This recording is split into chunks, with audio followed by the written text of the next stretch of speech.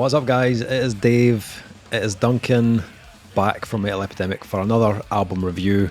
And for this review, Duncan and I have been checking out the new album from German hardcore extremists Implore. The band's new album, The Burden of Existence, will be released on October 28th via Church Road Records. So, album number 4 from Implore. And the follow-up record to 2019's Alienated Despair. If you've never heard the band before, they were formed in 2013 and has been an unrelenting touring act ever since, sharing the stage with bands of legendary status such as Rotten Sound, I Hate God and Exhumed, to name a few. They've also been a frequent name on the summer touring circuit, performing at prestigious festivals such as Wacken, Summer Breeze and Resurrection Festival. The band show no intention of slowing down, are intent on taking this new album to the masses. Jump on the wagon or get rolled over. Oh dear. The album was recorded and produced by Implore drummer Marcus Matzinger and at Doom Studios, and then mixed by Kurt Ballou at God City, and then mastered by Roland Wagner. Do you think Kurt Ballou has mastered what they couldn't in the movie Multiplicity?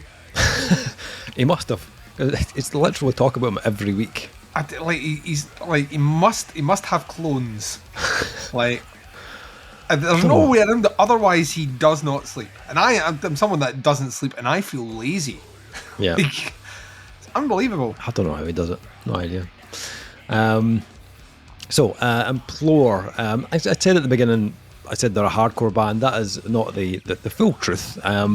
They do have a kind of hardcore base in their framework of their sound, but this is much more than that. These guys also incorporate death metal, grindcore, bit of crust, bit of punk into the overall sound, and there's a few kind of gentler moments in here as well, which we'll get to as well. I believe the kids call that a melange. Oh, I like where you're going with this stuff. There you go, a melange. I like it. There we are. French word though. I don't know what the German word is for melange. So. Comments below. Their 2019 album was a fairly relentless affair. Pretty much like pedal to the metal for about 30 minutes. But that is typically Implore. They don't do really subtle. It's like it's very just relentless as their type of approach to most things. But the production of the album was also very kind of Scandinavian, in my opinion, and I have a bit of a kind of grisly Swedish death metal sound in the guitars, whereas The Burden of Existence seems to have moved slightly away from that and opted for a more kind of crisp and kind of punchy sound. It sounds cleaner, but it's still kind of blisteringly heavy. I think I prefer it sound-wise to the last album. I think it sounds probably more reflective of a kind of live band sound, but obviously it's been enhanced in the studio to thicken it up and give it those kind of meaty tones. Musically, this starts off with the amount of venom that you would expect from Implore. The opening track is Prior Void, and it is just loaded to the rafters of all the usual suspects. Your grinding blasts, the gutturals, loads of kind of hardcore swagger, and enough of a groove that the track kind of keeps you hooked in as well. Although it did feel a little bit more kind of lead work kind of heavy than Alienated Despair. The riffs were a bit more almost more wiry on this track. Almost like when I was listening, I was thinking it's like really kind of reminiscent of like an early Every Time I Die almost. There's that I was getting vibes of Cancer Bats. When they hit the full on punk on this album, it reminds me really early kind of visceral Cancer Bats. Yeah. In its delivery, it really is like I don't think like you're not doing.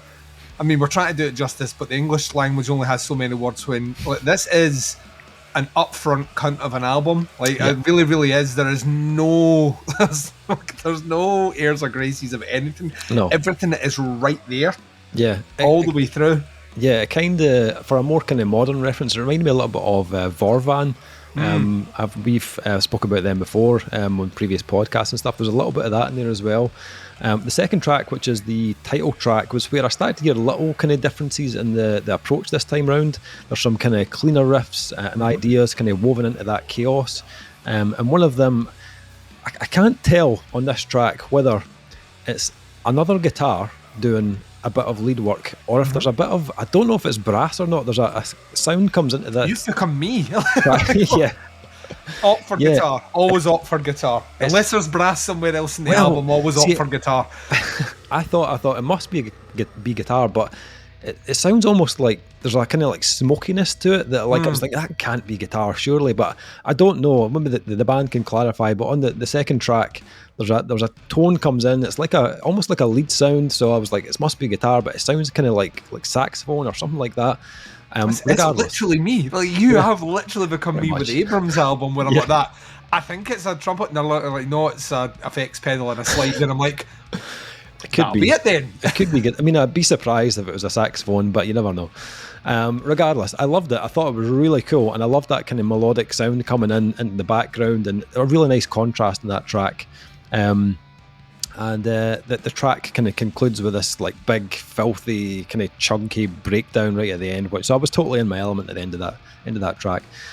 What I kind of love about this album is the fact that, as a kind of grindy, kind of hardcore band, this has a lot of variation. Like you often find that albums like this run out of ideas and they start to kind of like reuse or regurgitate the same stuff throughout the album. But Implore are very good at keeping each track individual, giving them their own kind of personality. Whether that's through the kind of the upping the amount of like death metal involved, or adding a kind of blackened streak on certain tracks, or like completely flipping the tempo from one track to the next. But whatever the kind of arrangement, you can pretty much guarantee it will come with a massive injection of kind of groove and hostility, and it's those big kind of groove laden parts that just grab my attention every time. Sun Deprived has that like hardcore kind of D-beat kind of chug to it, and it drives into this big breakdown that just will make you kind of smile from ear to ear. Ultimate Freedom has almost like a late 90s kind of Vision of Disorder kind of venom about it, really addictive. Plus there's cowbell on it, which is an instant win in my book. I think it's the only album we're talking about tonight that has cowbell on it. True. So yeah, which it did make me smile, I'm not going to lie. Yeah, I love a bit of cowbell. The biggest kind of surprise, I suppose, of the album is probably track 9, which is Love Will Gradually Perish, which here's the band really kind of lean into that more melodic side in the guitar work. The chords are all kind of like peppered with melodic notes, and the vocals are almost like kind of bursting with a really kind of emotional screams, and there's a real kind of dark atmosphere to the track, which is elevated even more with some nice kind of background synths in the middle of the track. And those type of kind of like switch ups can, you know, often like maybe stick out like a kind of sore thumb, but it blends in really well, and especially with the last track, The Sense of Endings, flows right into that last track perfectly. Yeah. That kind of emotional kind of heft in the guitars and vocals just kind of blends right into that next track, and it eventually kind of explodes into a kind of bigger, more dissonant kind of riff in the middle of the track, which when it does is absolutely heavy as fuck, very kind of angular and quite reminiscent of like a early Misery Signals at their kind of heaviest, but it works perfectly as the kind of meet between the two halves of the track. It's a really good closing track. Performance wise, I think this is awesome right across the board. I think each band member is just giving it 100%. I love the choice of rhythms and tempos from Marcus. He's very kind of versatile, and it's a real kind of natural feel to his playing, which I really liked.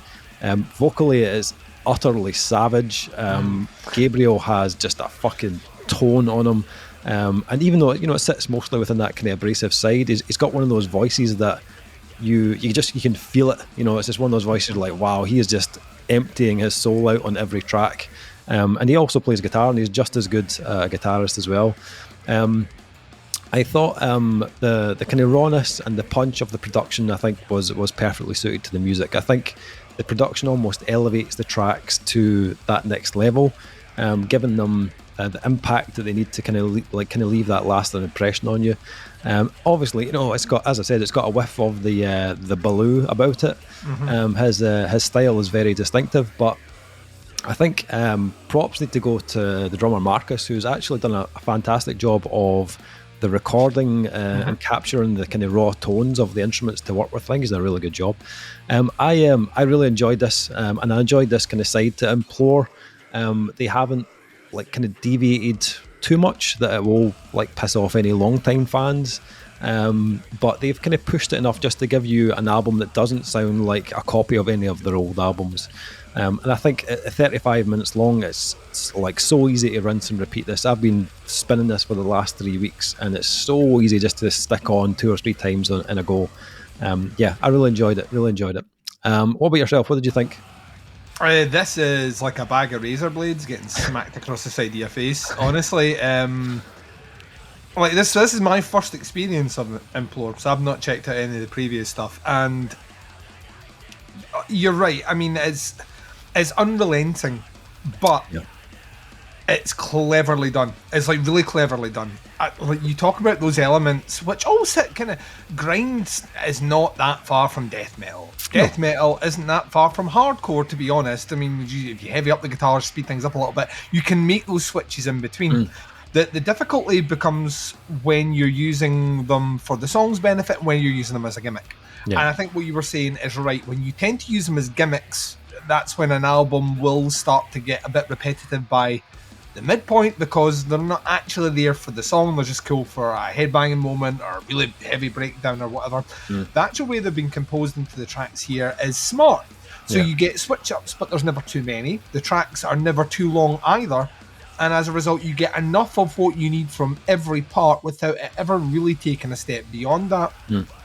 As a kind of counterpoint to it, the production is phenomenal, because not only have they captured, for all intents and purposes, the live sound feels live. This feels like Sweaty Small Venue live. So they've got that bit there, but it's so crisp and so clean. And that is down to not only the Kurt Ballew's got a heavy hand in that as well, but that's the way it's been recorded. So every nuance has been captured, which has allowed it to be elevated. So it's in there as well. I think vocally this guy is absolutely punishing. A tone which is on the kind of more ferocious side of hardcore, but he doesn't really need to do that much to get the death metal-y side, or really do that much to get the grind side. There are sections in this one where he's spitting venom, and I was my face was wincing, because I was just thinking his vocal cords are going to be fucked, absolutely fucked, and he never lets up.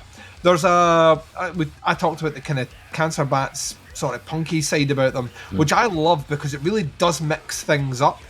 Just when you feel like you've got this really chaotic, really, really kind of dissonant, heavy section, they'll switch things up and just attack you with just really kind of snarly, punky ferocity. Like yourself, the inclusion of the cowbell on Ultimate Freedom, perfect. Comes out of nowhere. Once again, it's used on one track, never returns. Its element is mixed perfectly. You can hear every click. It's great. It does the job. But once again, it never felt out of place. No. So that cowbell at times, we mentioned Every Time I Die. That cowbell element on that first album, is it Elaboramum? Or can't even pronounce it. Whatever the track is, the one with the skate rink in the music video. When that cowbell kicks in, that's a gimmick. Yeah. Right. It's a cool gimmick. Yep. And everyone loves it, but it's a gimmick. In here, it didn't feel like a gimmick. It just felt like natural instrumentation to use in a section like this, almost like they've written the riff and went like that cowbell. Just listening back to it, this needs cowbell. So it works. The last 2 tracks to me are where the album really becomes something special, though, because it teases darkness all the way through it. It teases this emotional clout all the way through it without going overboard. And then the last 2 tracks allow it to do that. It really, Love Will Gradually Perish is... It's almost like a kind of... it's almost like a blanket of dismay that just hangs on you so much. And I love the transition into the Sense of Endings, the final track. And because you've been given that for, about 6 minutes, of all this. When that riff kicks in, man, it is so against the grain of what you've listened to. It's not that much heavier than other riffs you've heard on the album, but it's prefaced by something that sets the expectations in a different way, which once again is just clever songwriting. You don't have to write the heaviest riff in the world in every fucking song. Sometimes building and building and building to that riff will make that riff have more impact, which it does here. This is fucking great. Like, this is genuinely a great album. If we were still calling this the year of hardcore, Dave, then I would say that this kind of cemented that statement, but we now know that hardcore is starting off really strong. It kind of went a little bit inconsistent in the middle, but these guys are closing out the year with fucking a sense of attitude, purpose, and a swift boot to the testicles. It really is. Of the albums we've listened to for this series of reviews that we're going to do, you'll be able to tell what they are because me and Dave's tops won't change. But this is the one that isn't the heaviest of the bands. No. But it's the angriest by a fucking country mile. There's no disputing that. This is like the most pissed off thing I've listened to in a good month. And just like so fucking angry. And like yourself, it's nice and short. It's about 35 minutes in length. You spin this one multiple times, you will not get sick of it either. Plenty of changes. It's a great fucking album from a band that are now firmly on my radar. Yep, for sure. Okay, so ratings for the new album from Implore.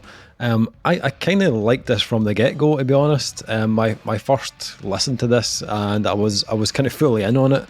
I think the fact that I've been kind of spinning it for the last 3 weeks has only kind of benefited the score of this album. I started at a 4. I was like, this is solid 4, easy 4. Now 3 weeks later, I'm like, actually, I've probably come back to this quite a lot. I really, for this style and this genre, it's one of the better albums I've heard this year. So I'm going to go 4.5 actually on this one. What about yourself?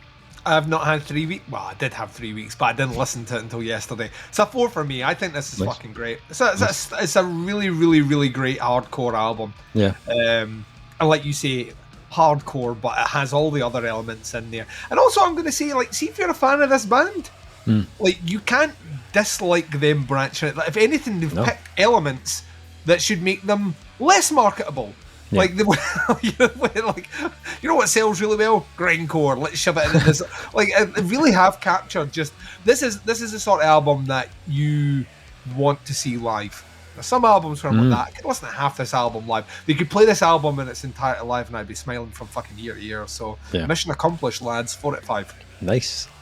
So yeah, this one drops on October 28th. It's called The Burden of Existence. I'll put some links below to the band's Facebook, to the Bandcamp, so you can check it out. Let us know what you think. Stick some comments in below. That is the review. Thank you for checking it out. We'll be back with another review very soon, but until then, take care. Speak to you soon. Bye, everyone.